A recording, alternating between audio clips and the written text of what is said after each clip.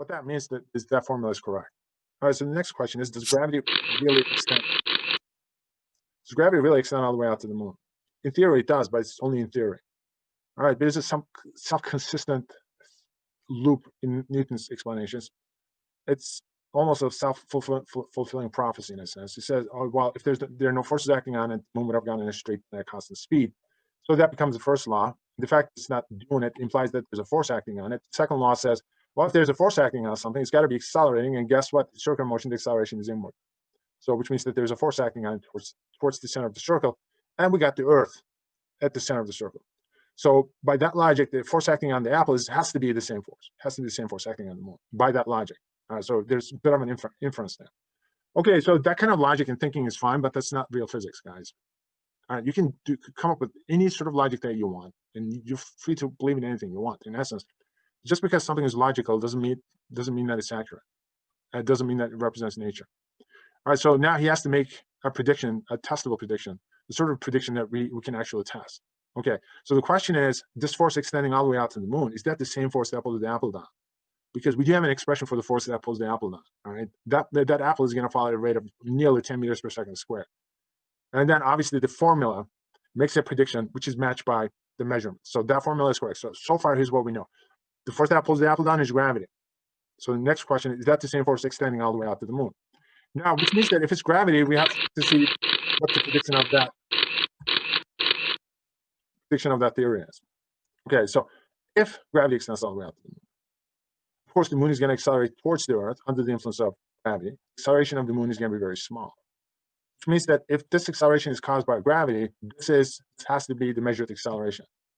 Except there were tons of problems because of the simple reason that 350 years ago, didn't really have the technology to make the proper measurements. So they had to do stuff in ingenious ways. That's what they had to do. So first thing is this really gravity? And that this thing is accelerating, but is it because of gravity? We know that Apple is falling because of gravity, but how about the moon? So what we need to do is we need to just get a prediction, which happens to be that number. All right, and then measure that prediction.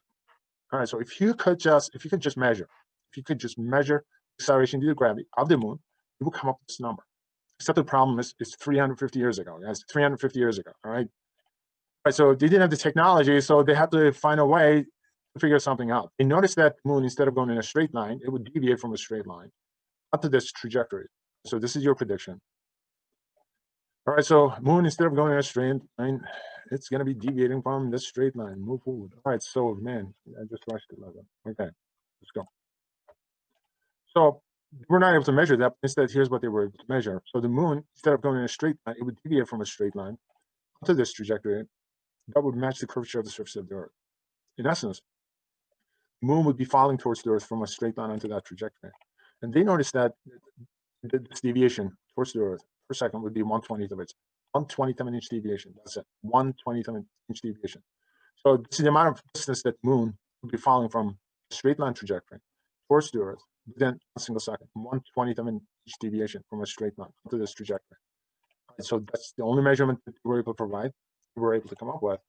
And this is what Newton wanted to measure. All right, so Newton had to come up with a way to tie the distance fallen in a certain time period to the acceleration due to gravity. That's when he invented calculus, virtually. Right? So he came up with this law, he came up with this equation. This equation came right out of calculus. It's a free fall equation, right? So this is the distance fallen under the influence of gravity within this time period. So G is going to be this number. Distance fallen, if it's correct, if this number is correct, if this prediction is correct for G, it should give you within 1 single second, it should give you 1/20th of an inch. That's what it means. And sure enough, we plug this, so this is the observed number, this is the predicted number.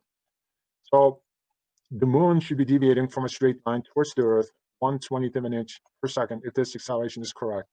And guess what? The deviation is going to be 1 millimeter, which is the same as 1/20th of an inch per second. So you got the observed value and the predicted value. Values match. So what does that mean? What that means is the force that pulls the apple down is the same force extending all the way out to the moon. Forces are the same. So the force acting on the apple and the force acting on the moon, they're not different. It's the same force. But the question is the same question. As the apple falls, why doesn't the moon? Why doesn't the moon also fall from this? So this 1/20th of an inch deviation from a straight line is the proof that the gravity extended all the way out to the moon. And the guy was able to solve this problem 350 years ago. In doing so, he actually invented calculus. So he came up with the laws of motion. law of gravity, and then invented calculus. There you go. All right, and now the question. Now that we know gravity extends all the way out to the moon, you can't be weightless in space. It's out of the question, guys. And gravity is going to extend all the way out to infinity. Only at infinity, gravity becomes zero. Gravity from the Earth is going to become zero only at infinity. It just diminishes to zero. So force of gravity diminishes inversely as the square of the distance. Only at infinity, it vanishes to zero. So which means that there's between here and the moon, you cannot be weightless. You simply cannot be weightless, especially 180 miles from the surface of the Earth. You cannot be weightless. And you're thinking, wait a minute, the force of gravity diminishes, right? But distance, so which means that they probably weigh less. What do you think less, meaning weighing less means? And what does it mean? Are you weighing so much less that you're almost weightless? Is that what it means? Because NASA says 0G or microgravity. It's neither 0G nor is it microgravity. That's complete nonsense. I don't know why they come up with those kind of terms. There's no microgravity. On Earth, it's roughly about 10. In space, it's almost 9, guys. 180 miles from the surface of the Earth, you are not weightless. That's complete nonsense. Right? So a guy who weighs about 215 pounds here on Earth is going to end up weighing roughly about 200 pounds. Just being in space, you only lose about 18, 20 pounds. You're not weightless. You appear weightless, but you're not weightless. So the next question is, what causes the appearance of weightlessness? I thought there was that the embryonic. So what causes the appearance of weightlessness?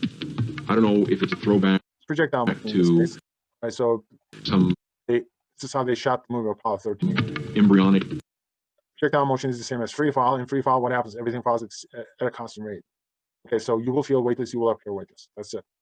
So in free fall, you will have the appearance of weightlessness. Sort of recollection. In projectile motion, which is a form of free fall, you will have the appearance. You will have the appearance of weightlessness. That we have, or what?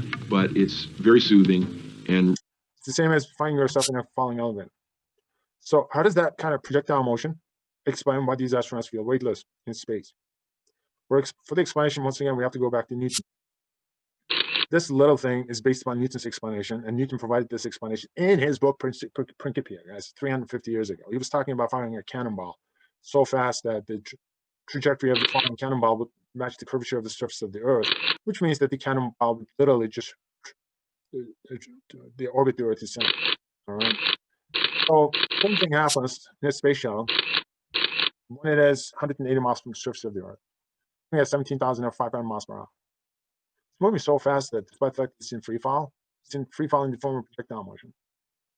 And it's still experiencing gravity, so everything is falling under the influence of gravity. Its horizontal motion is such that the curvature of the falling motion, trajectory of the projectile motion, matches the curvature of the surface of the Earth. So it remains in orbit. And the only force acting on everything is going to be gravity. If the gravity is the only force acting, you will feel weightless. Okay, so there's no difference between a person inside the space shuttle and a person inside a falling elevator. Notice that as soon as the cable snaps, boom. Okay, you don't weigh anything according to the scale. So it creates the appearance of weightlessness. Are you weightless? You're not.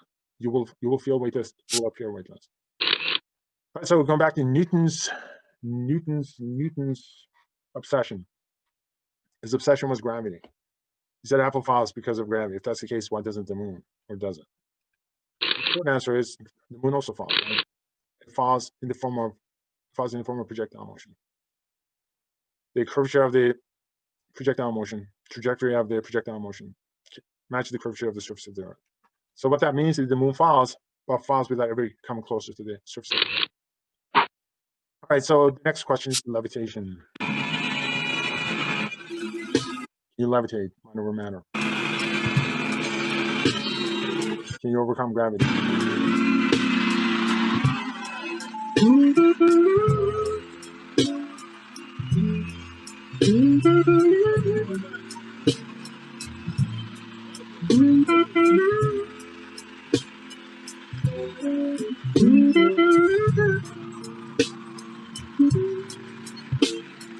Gravity is working against me, and gravity wants to bring me down. Oh, I'll never know what makes this snap with all the love, but his heart can stand. Dream of ways to throw it all away. Whoa, whoa. Gravity is working against me. And gravity wants to bring me down. Oh, twice as much ain't twice as good. And can't sustain like one half could. It's one and more. It's gonna send me to.